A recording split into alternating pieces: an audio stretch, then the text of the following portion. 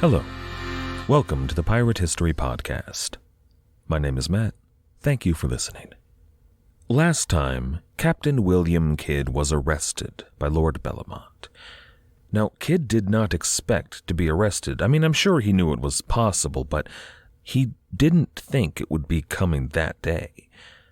He didn't even know really what he'd been arrested for. And again, there's a good chance he thought it was probably the piracy, but no one would tell him anything.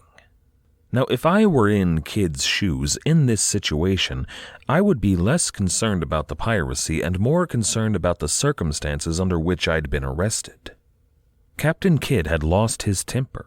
He'd marched to the governor's house armed with a sword and barged inside, screaming the governor's name. Looking back on it, circumstances could be misconstrued as Captain Kidd intending violence on the person of Lord Bellamont.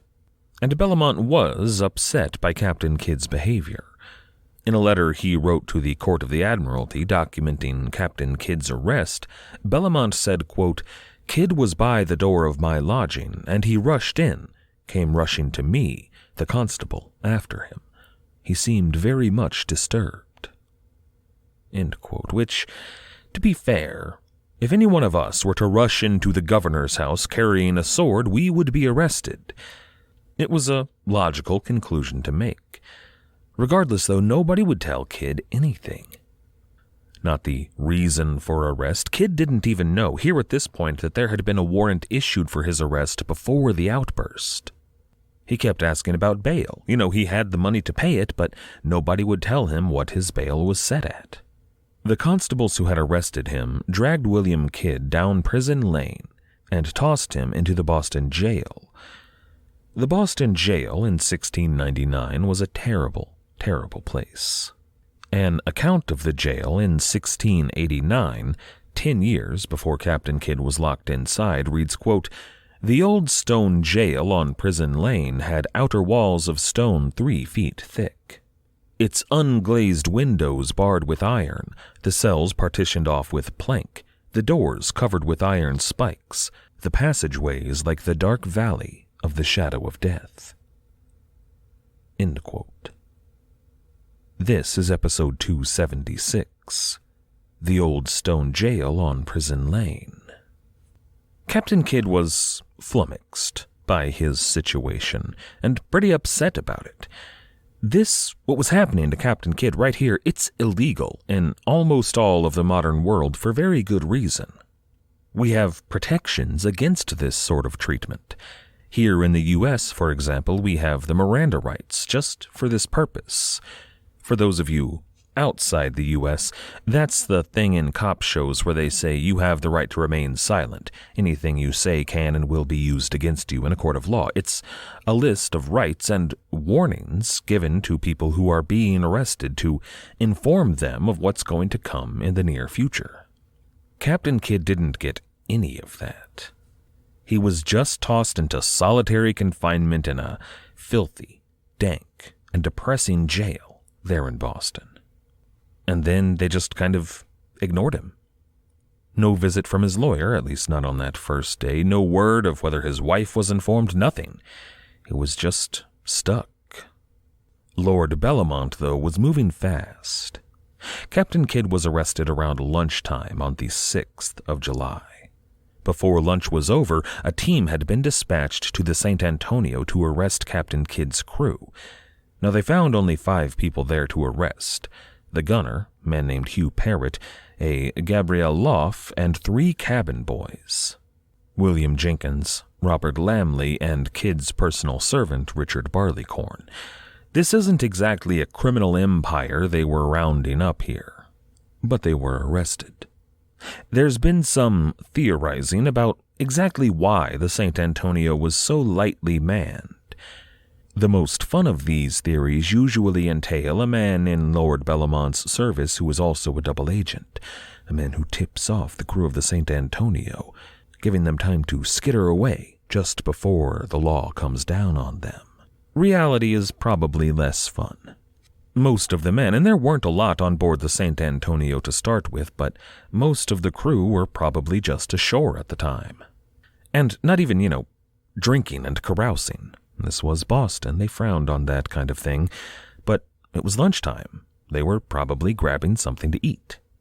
When they heard what had happened to Captain Kidd and the rest of the crew, they skipped town. The boarding party searched the ship after the arrests were made, but they didn't find very much there. Kidd had a chest with some silver odds and ends in it. A bit of cutlery, a candlestick, and a couple of goblets, some loose coins, nothing too valuable. But another team was dispatched to Captain Kidd's lodgings at Duncan Campbell's house. Now, this team had two jobs. Their first was to search for treasure. We'll get to that in a moment. As for the second job, there's some confusion, mostly on my part, about what actually happened at Duncan Campbell's house. And remember, that's where the Kidd family had been staying, in Boston, where Kidd was writing up his account of the voyage when he rushed off to go confront the governor. Sarah Bradley Kidd and their two daughters were still there, waiting for their husband to come back. They did not know what had happened. I'm going to choose to share the version given by Daphne Giannakopoulos in The Pirate's Wife, since it's a lot more fun. Well, not fun exactly. It's more dramatic. Giannakopoulos writes, quote, Bellamont ordered Sarah arrested and taken to prison. The constables came to Campbell's house and barged into her bedroom. Like Kidd, who fought the constables to be dragged away with his heels leaving tracks in the dusty road while he shouted the curse words Bellamont forbade, Sarah probably tried to wrestle free from the men who grabbed her. Shoving and elbowing, maybe in sensitive places, Sarah struggled until several men overpowered her. Seeing her precious children, she may have leaned forward to touch each one's cheek with her face. The men may have arched her back to prevent the contact. Their brutal insensitivity may have brought Sarah into a high-pitched scream of anger, red-faced rage, as she begged them to let her go. No doubt Sarah pleaded her innocence and demanded to know why she was being arrested and treated like a common criminal. End quote. That's an exciting passage, but there are a couple of issues to address here. First of all, I don't have any other sources that talk about Sarah Kidd getting arrested. Now, that's not surprising. Most writers that write about Captain Kidd barely mention her at all. In Robert C. Ritchie's Captain Kidd and the War Against the Pirates, Sarah is mentioned exactly twice. First, when Captain Kidd marries her, and second, after Captain Kidd is... well, spoilers. But that's it. Richard Zacks is much better when it comes to acknowledging Sarah Kidd's existence, but he doesn't talk about her getting arrested. Nor does Jan Rogozinski, or Douglas Burgess, or Frank Sherry, or David Cordingley, or anybody who's written about Captain Kidd that I have. As well, the primary sources, I can't find reference to Sarah Kidd being arrested. Now, that's not to say it didn't happen. Giannakopoulos probably has access to sources I don't have, but she doesn't cite that source, so I can't verify it.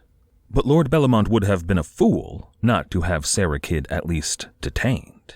You know how there's that saying, they know where the bodies are buried? Well, Sarah literally knew where the treasure was buried. And since The Pirate's Wife is the only source I have that tells me what's going on with Sarah Kidd at this moment, that's what I'm going with. I do, though, take issue with her description of Captain Kidd's arrest, how he was dragged down the street, digging in his heels, screaming vengeance down on Lord Bellamont. It's colorful, and Giannakopoulos is far from alone in telling the story that way, but I don't think that's really how it happened. That version of events does not match up with what the arresting constable said after the fact, nor does it match up with what Lord Bellamont himself said at first. He agreed with the constable that William Kidd went peacefully. But a few months later, once the political situation had drastically changed for Lord Bellamont, he changed his tune. His later descriptions are very much like what Giannakopoulos says, but I think those are politically motivated and not the truth. However, I also wonder about the reality of Sarah Kidd's arrest. What was it really like? You know, the way Giannakopoulos described it sounded pretty awful, using words like brutal and sensitivity, having her ripped away from her children violently, painfully. There's also a thematic element in there in which a group of men barge into a lady's bedchamber and assault her. And to be fair here, Giannakopoulos is not saying that's what definitely happened. She uses the phrase may have 3 times in that short passage I read, along with a maybe, an it's unlikely, and a no doubt. I have no problem with any of that. I'm fine with a bit of dramatic license here and there. I do it myself, as long as you're honest about it, and Giannakopoulos is. But I think it's probably more likely that the arrest was actually peaceful. Sarah Kidd would have been upset, certainly, angry, and maybe tossed some choice biting words around, but I doubt it was a violent affair. The reason that I doubt it was a violent affair is because of the man who was actually sent to arrest Sarah Bradley Kidd. His name was Nathan Byfield, and Nathan Byfield was a Boston luminary. He had been the Speaker of the Massachusetts General Court, which is a colonial version of the Speaker of the House. He was the first judge of the Vice Court of the Admiralty in Boston. That's the highest admiralty court in America that answered only to the Admiralty Court back in London. He was also the chief judge in what amounted to Boston's municipal court. Not only that, he was English-born. He had powerful friends in the home country. This was a guy that Cotton Mather, the most influential man in Boston, maybe in the whole of the American colonies, Cotton Mather was a bit wary of Nathan Byfield. That's not the kind of guy you send to make an arrest. That's way below Nathan Byfield's pay grade. That's a job for a constable, maybe, if it's somebody important, a magistrate. But this guy's the top judge in Massachusetts. However, Sarah Bradley Kidd was not a normal arrest. She owned way too much property in New York to be a normal arrest. In church, she sat right behind Lord Bellamont and his family, a church that she helped build. Her name was on her pew. That's not the kind of job you send some scruffy deputy on. I think it's more likely that Byfield and a group of constables and magistrates walked up to Duncan Campbell's door and knocked. Because it was still the middle of the day, be a bit odd for Sarah to be in her chambers, and you don't kick down the door of a man like Duncan Campbell, an agent of the governor. Instead, I imagine Campbell opened the door and let them in. Nathaniel Byfield, a genteel, polite, and diplomatic man, would have sat Sarah down and told her that her husband had been arrested and that she too was to be detained. And again, sure, Sarah would not have been happy with this, but I doubt she tried to fight off the Speaker of the House. No, she probably went peacefully, if unhappily. But once she was out of the way, Byfield and his men were able to search Duncan Campbell's home for any treasure that the kids may have had hidden away. And at first they didn't find much. There was Sarah's personal stash of 250 pounds sterling. That also came with that scale for weighing gold and a pair of pistols. It's that package that Captain Kidd handed off to a sloop right before he entered Boston, what Giannakopoulos called the Pirate Wife's Survival Kit. Beyond that, though, a few purses with a little bit of silver in it, nothing to write home about. But then, one of the men noticed a pair of seabeds lying in the corner. A seabed was a blanket roll that sailors carried while they were on a voyage. It also held most of their stuff, powder and shot and food, that kind of thing. But this agent probably wondered, why were there a pair of seabeds here in this house, on land? In the bedchamber of a well-to-do family, not some scruffy sailor. So the search party unrolled those blankets and they found 22 pounds of solid gold. Gold that was confiscated and promptly delivered to Lord Bellamont. The Boston jail was not an easy place to be incarcerated. We talked about it in some depth when we talked about the Salem witch trials. Most of the descriptions we have of the jail as it stood in 1699 come down to us from the witch trial era, so we don't need to spend a lot of time rehashing it. It would be cold, wet stone. It would be drafty. When they say the windows were unglazed, that means no glass. The food wasn't very good, often rotten, and their only bedding was a pile of straw, also the only source they had for using the restroom. Captain Kidd spent Thursday night in that jail, as did his crew and his wife, although they were all separated. It must have been a long night for him, but on Friday his lawyer was allowed in to see him. Now, this lawyer was not James Emmett. Emmett was a lawyer in New York. This man, a Bostonian, was named Thomas Newton, and he'd been around ever since Kidd arrived in Boston 6 days earlier. He was a friend to the Kidd family. But Thomas Newton still couldn't tell Captain Kidd very much. He'd made the proper inquiries, but Lord Bellamont was still tight-lipped about exactly why Captain Kidd had been arrested. However, he could share the information that Sarah and his crewmen had been arrested, and that they had found his 22 pounds of gold. Newton did have a plan, though.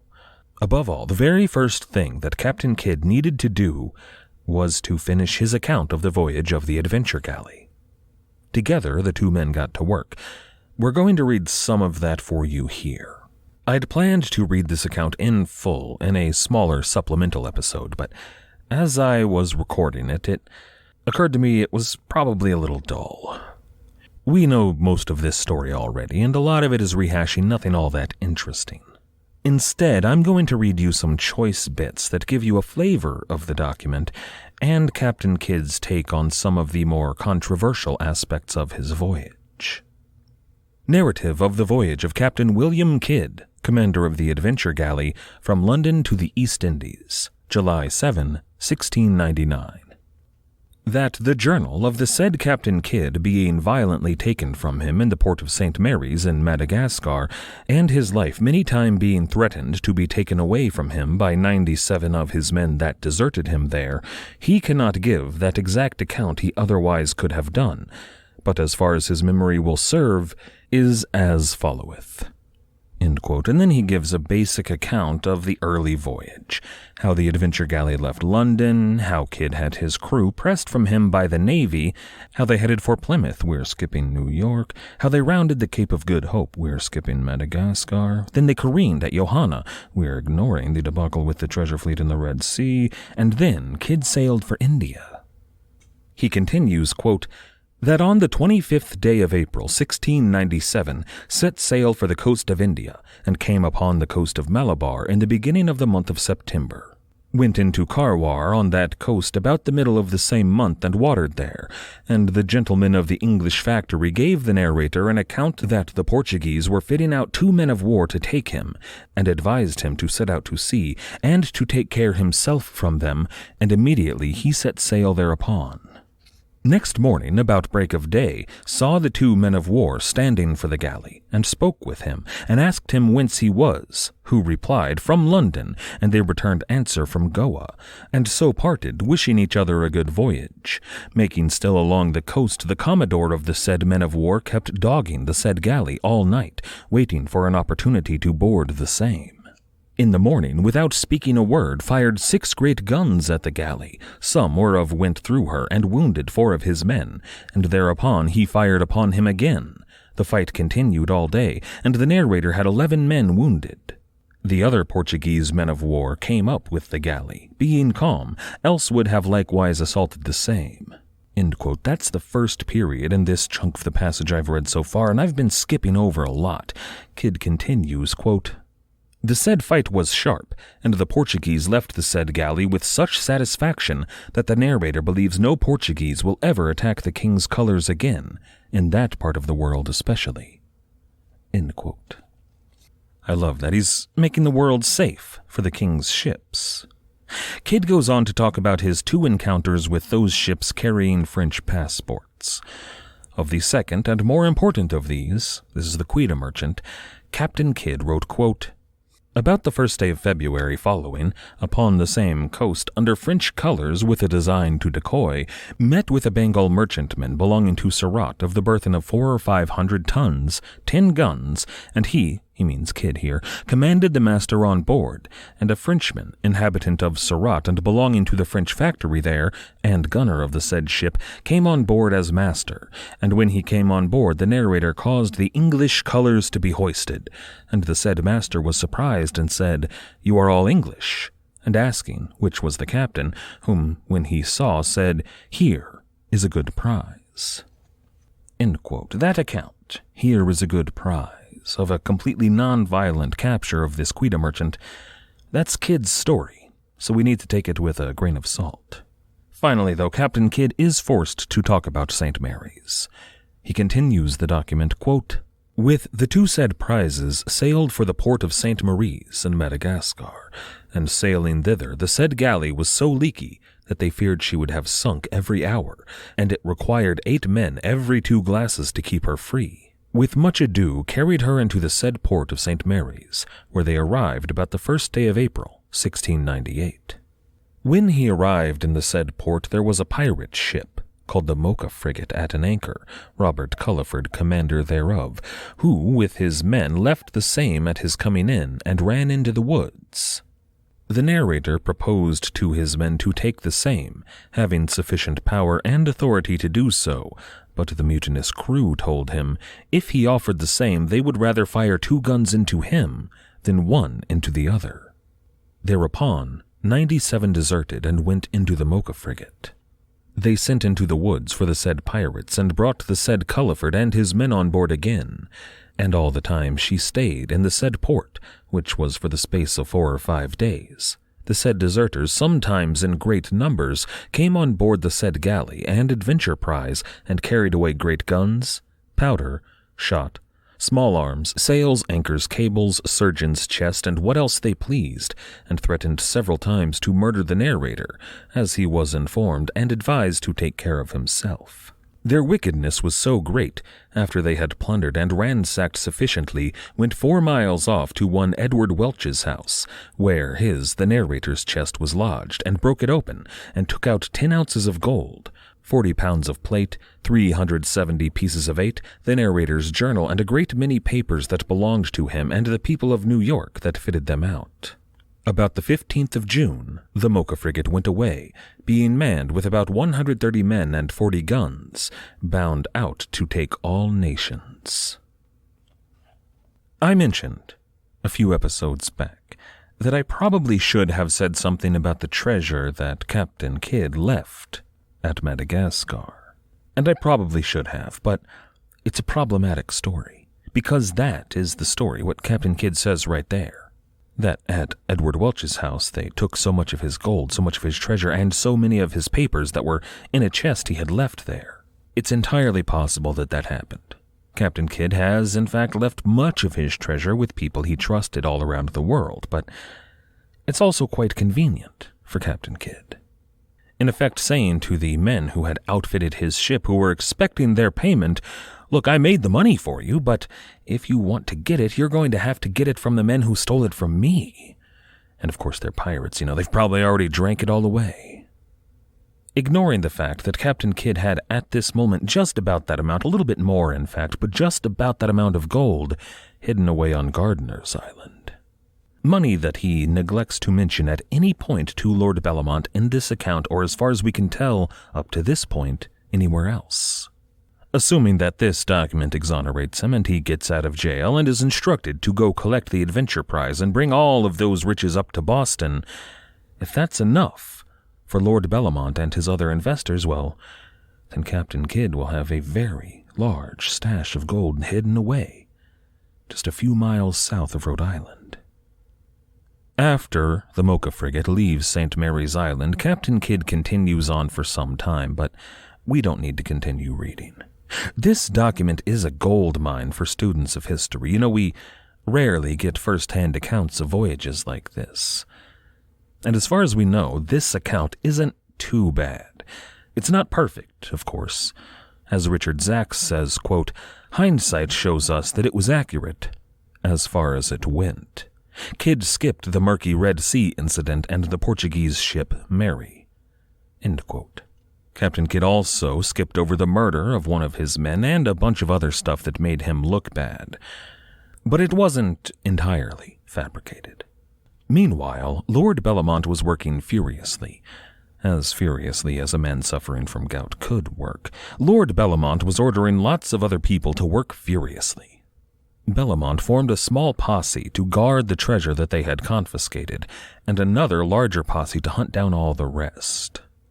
From Thursday night until early Friday morning, men were roaming the streets of Boston, going into all of the taverns, scouring the docks. They were rounding up anyone and everyone that might have any information about Captain Kidd's treasure. They were also looking for the rest of Captain Kidd's crew, but they'd already skedaddled. Still, there were a number of sailors picked up who had either met or worked with Captain Kidd in some capacity since he had arrived in Boston. On the morning of the 7th, one of Lord Bellamont's agents brought the governor an interesting piece of news. What was described as a rough-looking sailor had been looking for a ship to carry him to Gardiner's Island, down to the south. It's an odd destination, and this rough-looking sailor had been in something of a rush. Finally, he'd found someone, a sloop captain, that had offered him passage at an exorbitant rate. This was a sailor in patched, threadbare clothing, and he had paid a full 30 pounds sterling for a trip down to Gardiner's Island. This was very, very odd, and everything about it spoke of something nefarious. So Lord Bellamont ordered his own men to outfit a sloop to investigate this Gardiner's Island, and they were to do so quickly as possible. They were, after all, in a race for Captain Kidd's treasure. I'd like to thank everybody for listening. I'd like to thank everybody who has helped to support the show, all of our patrons on Patreon, everybody who has recommended this show, and everybody who has left us ratings or reviews. I couldn't do this without all of you. Thank you. The Pirate History Podcast is a member of the Airwave Media Podcast Network. If you'd like to check out some of their other fine shows like Big Picture Science, you can do so at airwavemedia.com. Our theme music was, as always, The Old Captain by the fantastic band Brillig. If you'd like to check them out, you can find them at brillig.com.au. That's BRILLIG.com.au. After you're done over there, why not check out our website at piratehistorypodcast.com. As always, and most importantly, thank you for listening.